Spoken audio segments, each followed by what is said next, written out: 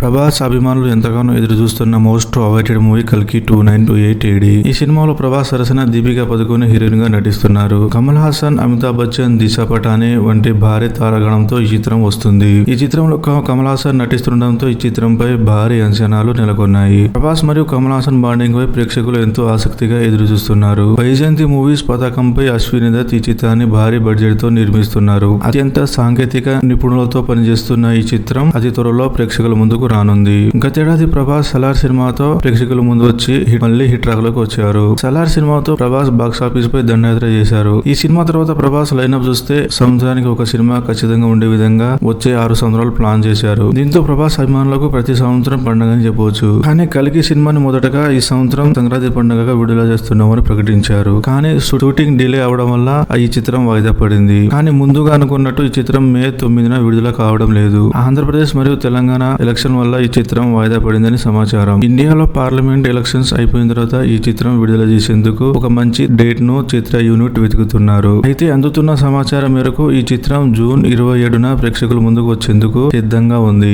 ఈ రోజు సాయంత్రం ఈ మూవీ టీమ్ నుంచి అఫీషియల్ గా అనౌన్స్మెంట్ వచ్చే అవకాశం ఉంది. కానీ ఇదే జూన్ నెలలో భారతీయుడు 2 సినిమా కూడా వస్తుంది. ఈ 2 సినిమాల మధ్య కనీసం 2 వారాల గ్యాప్ ఉంటే ఈ 2 సినిమాలకి మంచి కలెక్షన్స్ వచ్చే అవకాశం అయితే ఉంది.